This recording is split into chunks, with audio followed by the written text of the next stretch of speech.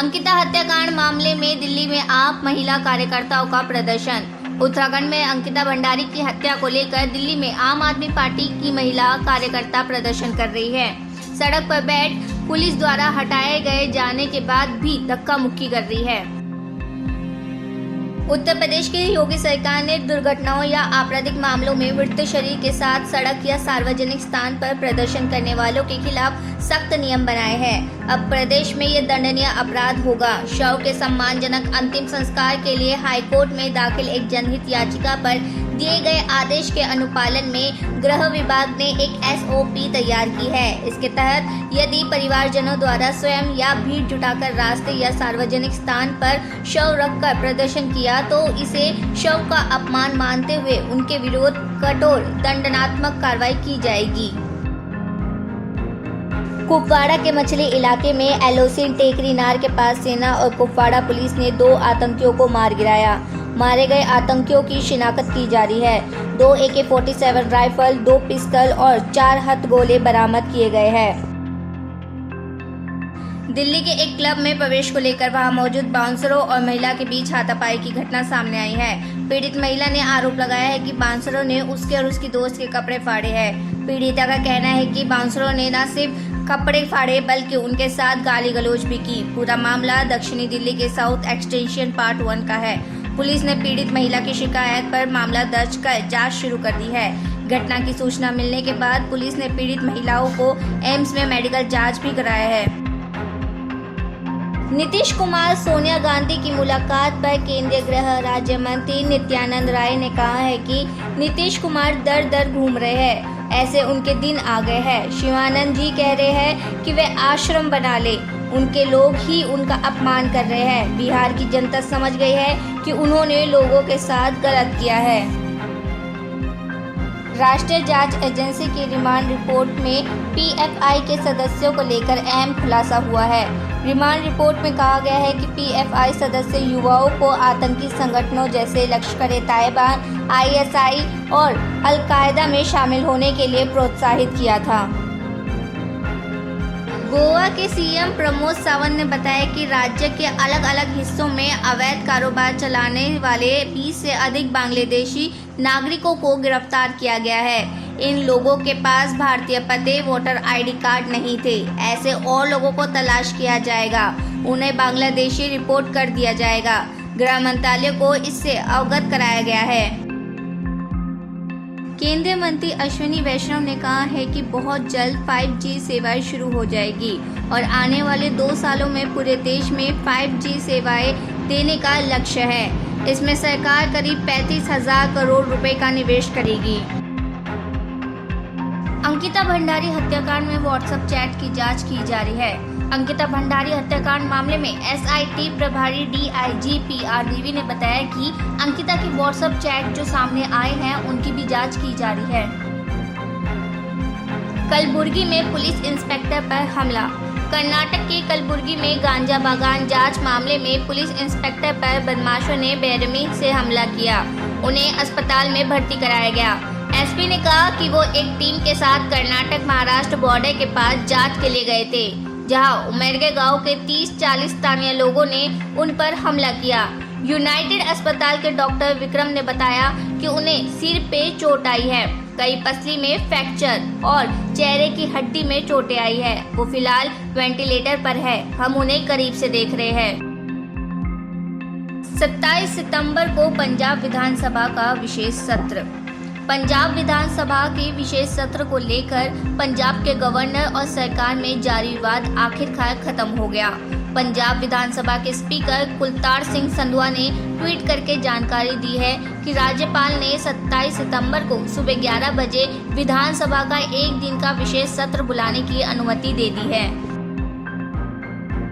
अंकिता के अंतिम संस्कार के लिए परिवार तैयार नहीं। उत्तराखंड के ऋषिकेश में अंकिता भंडारी के परिजनों ने उसका अंतिम संस्कार रोक दिया है। उन्होंने सरकार की कार्यप्रणाली पर सवाल उठाए हैं। सवाल है कि आखिर रिजॉर्ट क्यों तोड़ा गया? ऐसा सबूत मिटाने के मकसद से किया गया। परिजन पोस्टमार्टम रिपोर्ट पर भी सवाल उठा रहे हैं और फिर से पोस्टमार्टम कराने की मांग कर रहे हैं। प्रशासन अंतिम संस्कार के लिए परिजनों को मनाने में जुटे हैं।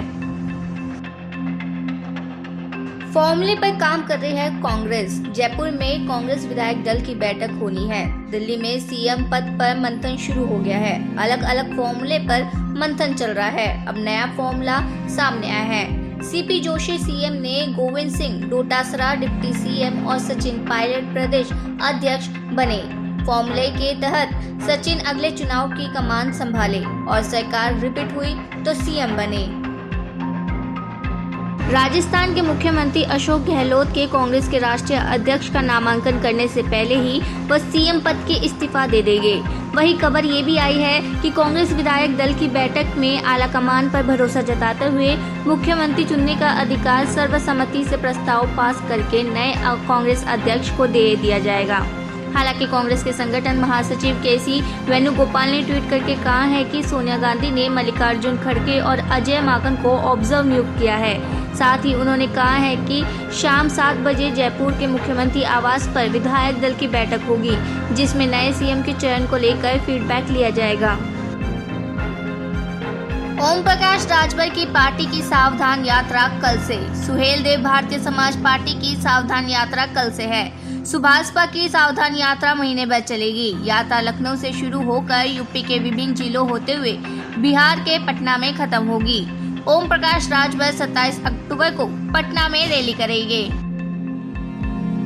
मानसून के बाद रनवे की मरम्मत और रखरखाव के काम के लिए मुंबई हवाई अड्डा 18 अक्टूबर को 6 घंटे के लिए बंद रहेगा। मुंबई इंटरनेशनल एयरपोर्ट लिमिटेड के मुताबिक रनवे सुबह 11 बजे से शाम 5 बजे तक बंद रहेगा। रनवे 1432 और 927 पर मरम्मत और रखरखाव का कार्य होगा। पीएम मोदी ने मन की बात में कहा है कि 28 सितंबर को अमृत महोत्सव का विशेष दिन आ रहा है। इस दिन हम भारत माँ के वीर सपूत भगत सिंह जी की जयंती बनाएंगे। हमने एक महत्वपूर्ण निर्णय किया है। ये तय किया है कि चंडीगढ़ हवाई अड्डे का नाम अब शहीद भगत सिंह जी के नाम पर रखा जाएगा। इसकी लंबे समय से प्रतीक्षा थी।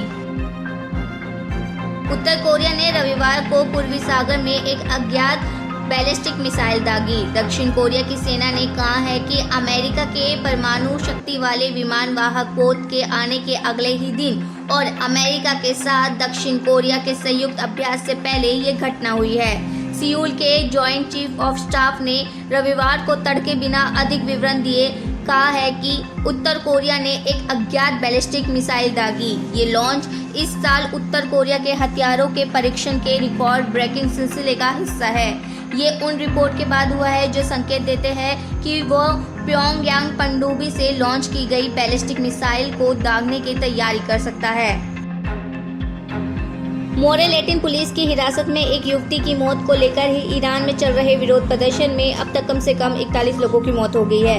वहीं 60 महिलाओं सहित 700 से अधिक लोगों को गिरफ्तार किया गया है। वेब मॉनिटर नेट ब्लॉग्स के अनुसार ईरानी शासन ने व्हाट्सएप, स्काइप, लिंक्डइन और इंस्टाग्राम जैसे कम्युनिकेशन प्लेटफॉर्मों को भी प्रतिबंधित कर दिया है।